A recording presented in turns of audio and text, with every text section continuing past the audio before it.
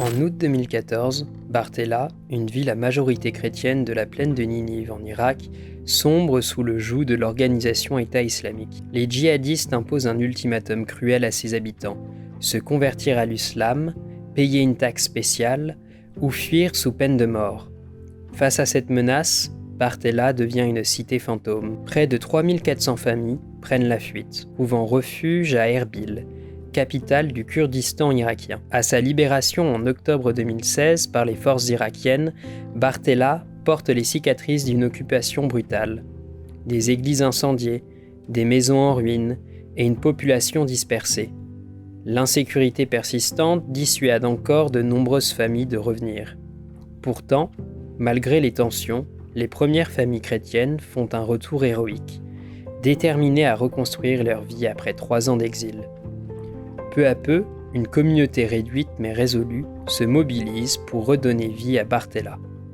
Des projets agricoles et apicoles voient le jour, apportant un souffle d'espoir à une population profondément marquée par les conflits. Dans cette dynamique de résilience, SOS Chrétiens d'Orient lance début 2024 un projet de soutien aux jeunes apiculteurs du village. 9 ruches équipées de 7 cadres chacune, 2 tenues complètes de protection, 100 cadres supplémentaires, de la nourriture pour les abeilles sont entre autres distribués. 100 arbres fruitiers sont plantés pour offrir une source de nectar abondante et garantir une production de miel de haute qualité.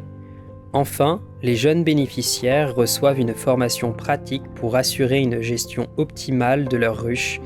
بالنسبة لدعم دعم مالي منظمة SOS داخل بالشكرنة وطبعا ثليلي زيادة وإنتاج كبن مني يعني انثيلا دايري خلايا بش كبيرة ومساعدة بش كبيرة تطاني إنتاج بش كبيرة وتحديات دتن أخني آخا التن تلوث البيئة التن أمراض مبيدات كما خيجو منطقة كل آني مؤثرات اللي دباج ديا وكم على الجخني أخني بجان التن علاجات كيميائية التن علاجات طبية من الأعشاب التن فاروة التن تكلس الحضانة يعني كل أمراض يعني كل التن معالجات دي.